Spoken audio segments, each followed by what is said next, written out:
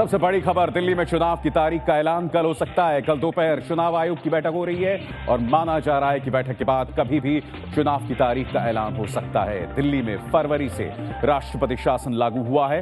साल 2013 में दिल्ली में चुनाव में किसी भी पार्टी को बहुमत नहीं मिला था। आम आदमी पार्टी ने कांग्रेस के समर्थन से सरकार बनाई थी, लेकिन 49 दिन बाद ही केजरीवाल सरकार ने इस्तीफा दे दिया था।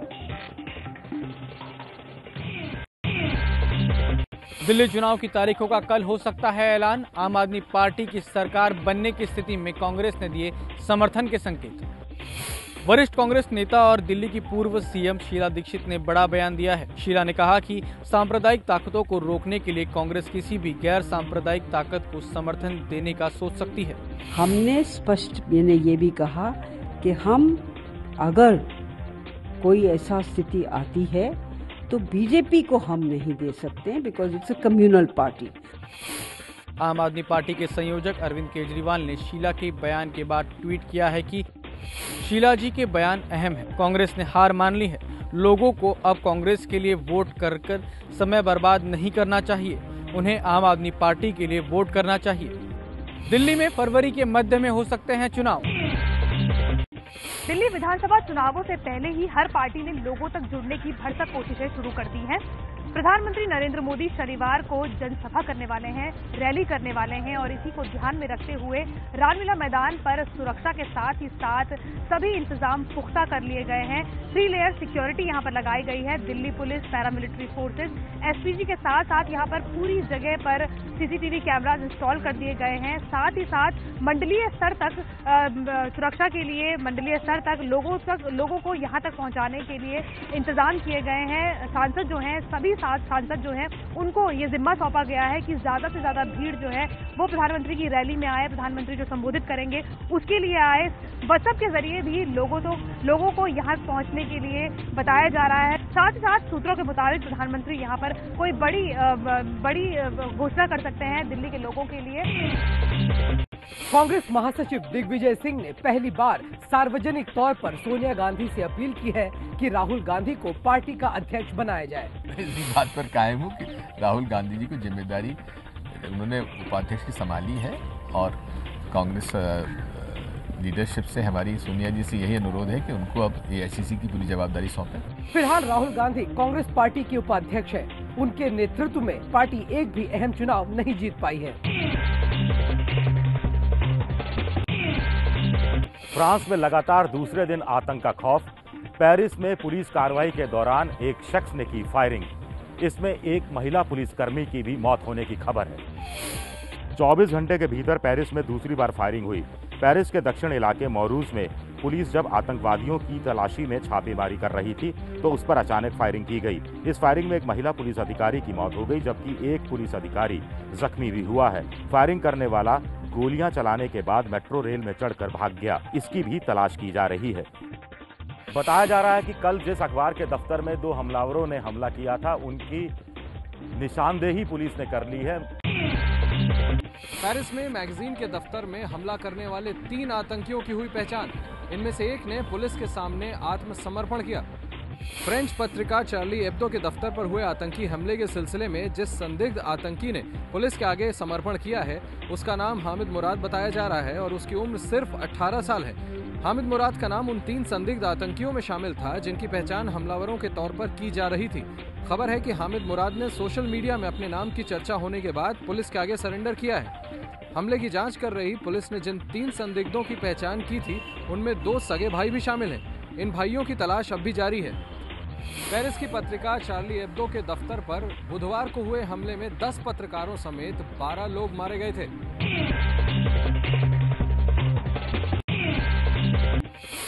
बीएसपी नेता याकूब कुरैशी का आपत्तिजनक बयान। पेरिस में 12 लोगों की जान लेने वाले आतंकियों को 51 करोड़ रुपए देने का किया ऐलान। अंग्रेजी अखबार हिंदुस्तान टाइम्स के मुताबिक बीएसपी नेता याकूब कुरैशी ने फ्रांस की पत्रिका शार्ली एब्दो पर हुए हमले के बारे में पूछे जाने पर कहा, जो भी पैगंबर मोहम्मद का अपमान करेगा उन्हें मौत मिलेगी। रसूल के आशिक उन्हें सजा दे देते हैं। याकूब कुरैशी 2006 में भी एक विवादित कार्टून बनाने वाले डेनिस कार्टूनिस्ट की हत्या के लिए 51 करोड़ रुपए का इनाम घोषित करके विवादों में घिरे थे। अखबार के मुताबिक कुरैशी अब उसी 51 करोड़ रुपए की इनामी राशि को पेरिस के हमलावरों को देने के लिए तैयार है। बीएसपी नेता याकूब कुरैशी के आपत्तिजनक बयान की बीजेपी और जेडीयू ने की निंदा। याकूब कुरैशी पर कार्रवाई की मांग। इस तरह से याकूब कुरैशी ने इनाम का ऐलान किया है, ये घोर अपराध किया है। उनको राष्ट्रीय सुरक्षा कानून में गिरफ्तार करके कार्रवाई होनी चाहिए। पहले भी इस तरह के लोग मुस्लिम समाज पे कलंक है। ये मुसलमानों का दुश्मन है। इस देश का मुसलमान इस तरह नहीं सोचता, दुखी है वो। और ये जो आदमी है ये छुछोरा है और ये मुसलमानों का दोस्त नहीं दुश्मन है। बुधवार को फ्रांस की पत्रिका शार्ली एब्दो के दफ्तर पर हुए हमले में 12 लोगों की मौत हो गई थी। कुरैशी ने हत्यारों को 51 करोड़ का इनाम देने का ऐलान किया है। राजधानी दिल्ली में आने वाले 2 महीने बेहद महत्वपूर्ण है। दुनिया के 2 हाईली वीवीआईपी आदमी जिन्हें दुनिया भर के टेररिस्ट ऑर्गेनाइजेशन से खतरा है, वो दिल्ली में एक साथ मिल रहे हैं। बात कर रहे हैं बराक ओबामा और नरेंद्र मोदी की, और इनकी सुरक्षा की जिम्मेदारी है दिल्ली पुलिस पर। दिल्ली के तमाम हालातों पर बात करने के लिए हमारे साथ मौजूद हैं दिल्ली पुलिस कमिश्नर पीएस बसी। सर, दिल्ली को किस तरह की थ्रेट है? देखिए, ऐसा है कि मैं स्पेसिफिक्स में नहीं जाऊंगा। बाकी मैं आपको ये बताना चाहूँगा कि हम दिल्ली की सुरक्षा के लिए पूरी तरह से मुस्तैद हैं। इसके लिए जो भी आवश्यक कदम हमने उठाने हैं वो हमने उठाए हुए हैं और आगे भी हम उठाते रहेंगे। 26 जनवरी के फौरन बाद दिल्ली में जनरल इलेक्शन भी घोषित होने हैं। ऐसे में थ्रेट का परसेप्शन एक बार फिर बढ़ जाता है, क्योंकि जो टेररिस्ट ऑर्गेनाइजेशन है हो सकता है कि उनको एक लंबा ड्यूरेशन मिलता हो। ऐसे में आपकी कोई विशेष योजना? दिल्ली की सुरक्षा के लिए हमें मालूम है कि हमें ओवरऑल सिक्योरिटी एनवायरनमेंट को लेटेस्ट डेवलपमेंट्स को, अवेलेबल इंटेलिजेंस इनपुट्स को, इनको अपने संज्ञान में रखते हुए अपने सुरक्षा इंतज़ाम वर्कआउट करने हैं और हम इसी प्रकार से इनको वर्कआउट करते हैं। और अगले जो इलेक्शन भी आने वाले हैं उसके लिए हमने जो तैयारी है हमारी शुरू हो चुकी हुई है और हम इंश्योर करेंगे कि दिल्ली के अंदर में इलेक्शन भी जो है पीसफुल हो। तो आतंकवाद के खतरे से दिल्ली पुलिस निपटने के लिए पूरी तरह मुस्तैद है। आगे अगली खबर में देखेंगे वीएचपी के घर वापसी कार्यक्रम के लिए इस्तेमाल हुई करीना कपूर की तस्वीर पर बवाल।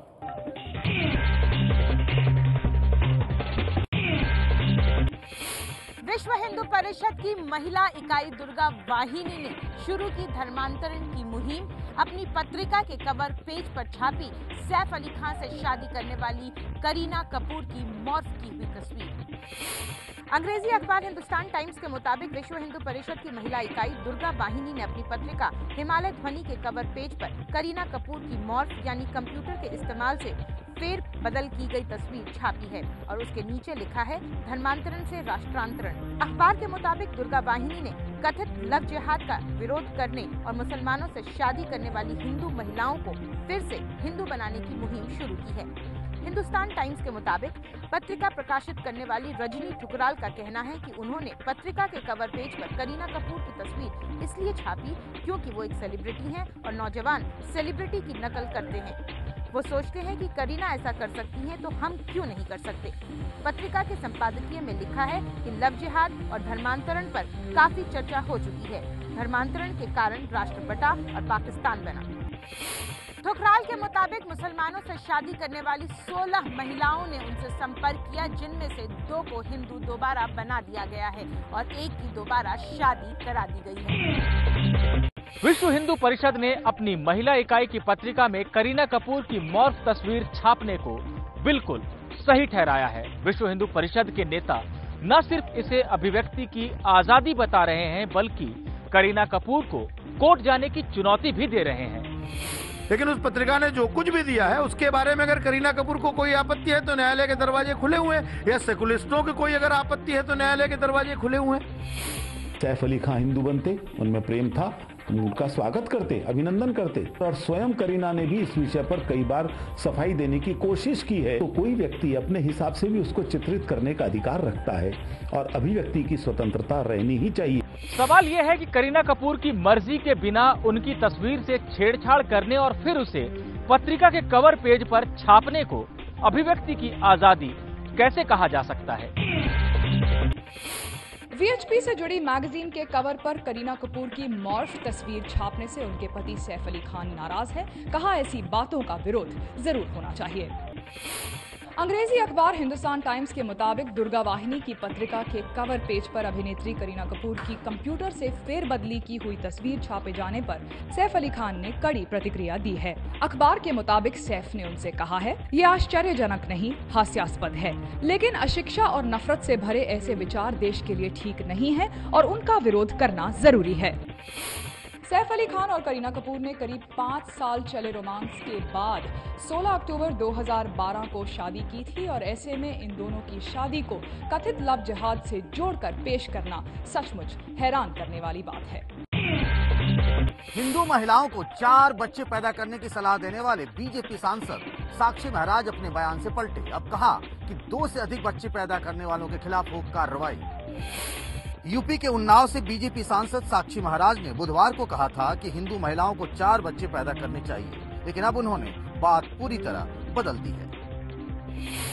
अगर ये होल्ला मचाने वाले इस देश में कठिन से कठिन कानून चाहते हैं तो सबके लिए एक बढ़िया सा कानून बने, 2 या 3 बच्चों का, उससे ज्यादा जो बच्चे बने उन्हें सजा का प्रावधान होना चाहिए। बीजेपी सांसद साक्षी महाराज के लिए पहले बयान देना और फिर उससे मुकर जाना कोई नई बात नहीं है। इससे पहले भी महात्मा गांधी के हत्यारे नाथूराम गोडसे को उन्होंने राष्ट्रभक्त बताया था, लेकिन जब फिर संसद में हंगामा मचा तो उन्होंने माफी मांग ली। नीतीश कुमार ने खारिज की बिहार के मुख्यमंत्री जीतन राम मांझी को हटाने की अटकलें।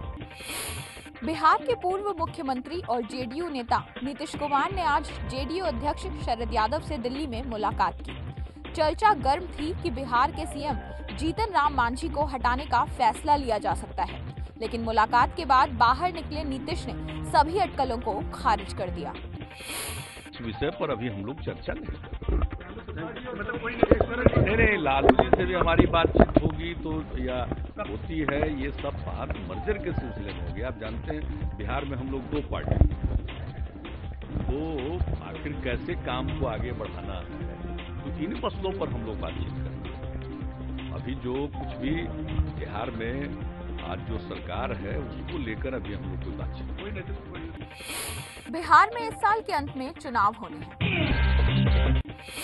बिहार के मुख्यमंत्री जीतन राम मांझी ने अपनी कुर्सी जाने की खबरों पर सीधे सीधे तो कुछ नहीं कहा, लेकिन एक गाने की कुछ लाइनें सुनाकर कुछ कहने की कोशिश करते जरूर नजर आए।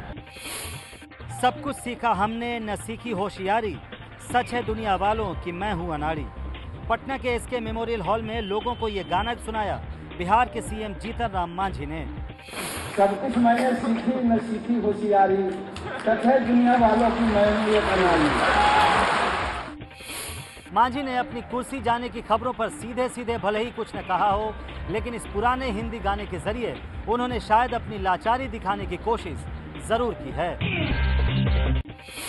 मुलायम सिंह यादव के परिवार की तरफ से आयोजित सैफई महोत्सव में इस बार भी बॉलीवुड का तड़का दिखाई देगा। कई बॉलीवुड स्टार सैफई पहुंच गए हैं। उत्तर प्रदेश के सैफई महोत्सव में होने वाले संगीत समारोह के लिए ऋतिक रोशन, बोमन ईरानी, परिणीति चोपड़ा, जैकलीन फर्नांडीज, सुशांत सिंह जैसे कई सितारे सैफई पहुंच चुके हैं। ये सभी सैफई में बनी हवाई पट्टी पर विमान के जरिए पहुंचे। मुलायम सिंह यादव का परिवार हर साल ये महोत्सव यहाँ मनाता है। 26 दिसंबर से शुरू हुए सैफई महोत्सव का आज आखिरी दिन है। गुजरात की राजधानी गांधीनगर में प्रवासी भारतीय दिवस समारोह का उद्घाटन करने पहुंचे प्रधानमंत्री नरेंद्र मोदी। उन्होंने महात्मा गांधी के जीवन से जुड़ी प्रदर्शनी दांडी कुटीर का भी दौरा किया। 13वें प्रवासी भारतीय सम्मेलन में प्रधानमंत्री नरेंद्र मोदी ने कहा कि उन्होंने प्रवासी भारतीयों से किए गए वादों को पूरा किया है। मैं आप सबका स्वागत करते हुए विश्वास दिलाता हूं, जब हमारे पूर्वज गए थे संभावनाओं को तलाशने के लिए, अब भारत की धरती पर संभावनाएं आपका इंतजार कर रही हैं। गर्व के साथ आपको हिसाब देता हूं कि हमने जो कहा था तो सब पूरा कर दिया है। हमने कहा था पीआईओ कार्ड होल्डर को आजीवन वीजा दिया जाएगा, वो काम हो चुका है। प्रधानमंत्री ने प्रवासी भारतीयों से गंगा सफाई अभियान में जुड़ने की अपील भी की। इसी के साथ उन्होंने अंतर्राष्ट्रीय योग दिवस की चर्चा भी प्रवासी भारतीयों से की।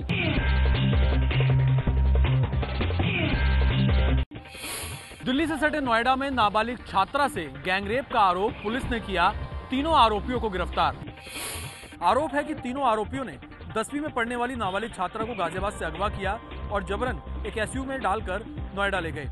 आरोप है कि नोएडा के एक होटल में तीनों ने छात्रा के साथ गैंगरेप किया। पुलिस ने तीनों आरोपियों को पकड़ लिया है और वारदात में शामिल एसयूवी भी बरामद कर ली है। यूपी पुलिस के मुताबिक एक आरोपी पीड़िता का परिचित हो सकता है। पुलिस के मुताबिक मेडिकल जांच में गैंगरेप की पुष्टि हो गई है। भोपाल में एक छात्रा ने दिखाई बहादुरी, घर में डकैती डालने आए बदमाशों को उल्टे पांव भागना पड़ा। ये है चरणप्रीत कौर। भोपाल के शाहपुरा में अंसल प्रधान कॉलोनी के बंगला नंबर 58 में रहने वाली चरणप्रीत ने अपनी जान की परवाह न करते हुए डकैतों से मुकाबला किया। मंगलवार रात को वह पहली मंजिल पर बने कमरे में वो पढ़ाई कर रही थी, बाकी घर वाले उस वक्त सो रहे थे। रात को करीब 3 बजे चरणप्रीत को घर में कुछ खटपट होने की आवाज सुनाई दी। चरणप्रीत समझ गई कि घर में चोर घुसे हैं। उसने तुरंत आवाज लगाई कि पापा तलवार लेकर आ जाओ, घर में चोर घुस आए हैं। इसके बाद पहले बेटी और बाद में पिता जैसे ही तलवार लेकर बाहर आए, डकैत दीवार फांदकर भाग गए। फटाफट गई, जो सामने कृपान रखी थी उसको उठा लिया, निकाल ली कि बाय चांस आ जाते सामने, क्योंकि जिस तरीके से तोड़ कर फटाफट उठी, पापा को कृपान पकड़ाई और पापा सीधा बाहर इधर से बाहर चले गए और वहाँ से बहुत ही चिल्लाने लग गए कि चोर आ गए, चोर आ गए। हम लोग को लग रहा था कि ऊपर है। घटना के दूसरे दिन साहसी और बहादुर चरणप्रीत का मध्य प्रदेश के गृह मंत्री बाबूलाल गौर ने उसके घर जाकर सम्मान किया। दिल्ली में कपकपाने वाली ठंड पड़ रही है। लगातार 2 दिनों से पारा लगातार नीचे है। आज का अधिकतम तापमान 14.5 डिग्री सेल्सियस रिकॉर्ड किया गया है, जो कि सामान्य के मुकाबले 6 डिग्री कम है और वहीं न्यूनतम तापमान 7.2 डिग्री सेल्सियस रिकॉर्ड किया गया है। शाम का वक्त है, इंडिया गेट पर हम मौजूद हैं और यहाँ पर काफ़ी सारे लोग शाम के वक्त में घूमने टहलने आते हैं, लेकिन फिलहाल यहाँ पर कुछ ऐसा नज़ारा है। ज़्यादातर लोग जो है वो मफलर वगैरह पहन करके यहाँ पर नजर आ रहे हैं। इसके अलावा ज़्यादातर लोगों के जो हाथ है वो उनकी जेब में नजर आ रहे हैं। देख करके पता चलता है कि दिल्ली में किस कदर ठंड है। मौसम विभाग का कहना है कि 12-13 जनवरी तक इस तरह के मौसम से निजात नहीं मिलने वाला। इसके अलावा कोहरा भी जो है वो इसी तरीके से बरकरार रहेगा। 14 जनवरी को बारिश का भी अनुमान मौसम विभाग ने जताया है। तो साफ है कि ये जो ठंड का प्रकोप है वो फिलहाल दिल्ली में यूं ही बना रहेगा। सिडनी टेस्ट मैच के तीसरे दिन लोकेश राहुल और विराट कोहली के शतक के बदौलत संभला भारत। विराट कोहली ने ऑस्ट्रेलिया गेंदबाजों की जमकर धुलाई की और सीरीज का चौथा शतक जड़ा। विराट कोहली के शानदार शतक की बदौलत तीसरे दिन का खेल खत्म होने तक भारत ने 5 विकेट के नुकसान पर 342 रन बना लिए। कोहली ने ऑस्ट्रेलिया गेंदबाजों की जमकर धुलाई की और सिर्फ 162 गेंदों में शतक पूरा कर लिया।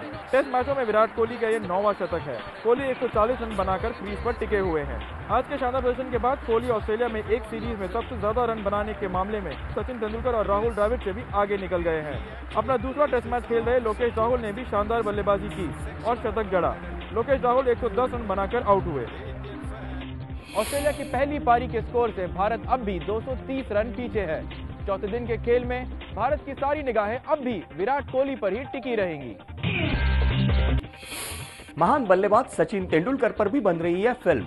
इस फिल्म में सचिन तेंदुलकर खुद काम कर रहे हैं। भारत रत्न और महान क्रिकेटर सचिन तेंदुलकर जल्द ही बड़े पर्दे पर नजर आने वाले हैं। उन पर बन रही फिल्म की शूटिंग पिछले 1 साल से चल रही है। मुंबई की प्रोडक्शन कंपनी 200 नॉट आउट इस फिल्म को बना रही है। इसका निर्देशन ब्रिटेन के मशहूर निर्देशक जेम्स अर्स्काइन कर रहे हैं। वो इससे पहले खिलाड़ियों से जुड़ी और भी फिल्में निर्देशित कर चुके हैं। सचिन पर बनने वाली फिल्म इस साल के अंत में या फिर अगले साल के शुरू में रिलीज होगी। इस फिल्म की लंबाई 1.5 से 2 घंटे के बीच होगी। सचिन तेंदुलकर ने अक्टूबर 2013 में क्रिकेट से संन्यास लिया था। अभी वो राज्यसभा सांसद है। पाकिस्तान के पूर्व क्रिकेटर और तहरीक इंसाफ पार्टी के अध्यक्ष इमरान खान की दूसरी शादी की तस्वीरें सामने आई हैं। इमरान खान ने टीवी एंकर रहम खान से निकाह कर लिया है। क्रिकेटर से नेता बने इमरान खान ने टीवी एंकर रहम खान से शादी कर ली है। निकाह की रस्म इमरान के बानी गाला स्थित घर में हुई। तहरीक इंसाफ पार्टी के नेता इमरान इस्माइल ने इमरान खान और रेहाम खान की शादी की आधिकारिक जानकारी पाकिस्तान के जियो न्यूज को दी है। उन्होंने कहा है कि शुक्रवार यानी जुमे के दिन दावते वलीमा है। शादी की बात कबूल किए जाने के बाद तहरीक इंसाफ पार्टी के कार्यकर्ताओं को पाकिस्तान के विभिन्न शहरों में नाचते और खुशी मनाते देखा गया। इमरान खान की दूसरी पत्नी रेहाम खान पाकिस्तान के डॉन न्यूज से जुड़ी हैं। इससे पहले वो BBC लंदन में भी एंकर रह चुकी हैं। श्रीलंका में राष्ट्रपति चुनाव के लिए डाले गए वोट, कल शाम तक आ सकते हैं नतीजे। श्रीलंका में समय से 2 साल पहले हो रहे राष्ट्रपति चुनाव के लिए आज वोट डाले गए। मौजूदा राष्ट्रपति महिंदा राजपक्षे फिर से राष्ट्रपति पद के उम्मीदवार हैं। राजपक्षे का मुकाबला विपक्षी पार्टी के नेता मैत्रीपाला सिरिसेना से है, जो उन्हें कड़ी चुनौती दे रहे हैं। स्थानीय समय के मुताबिक मतदान सुबह 7 बजे से शुरू होकर शाम 4 बजे तक हुआ। चुनाव के नतीजे कल शाम तक आ जाने की उम्मीद है। महिंदा राजपक्षे 2005 से ही श्रीलंका की सत्ता पर काबिज हैं। अगर वो इस बार भी जीत गए तो बतौर राष्ट्रपति ये उनका तीसरा कार्यकाल होगा।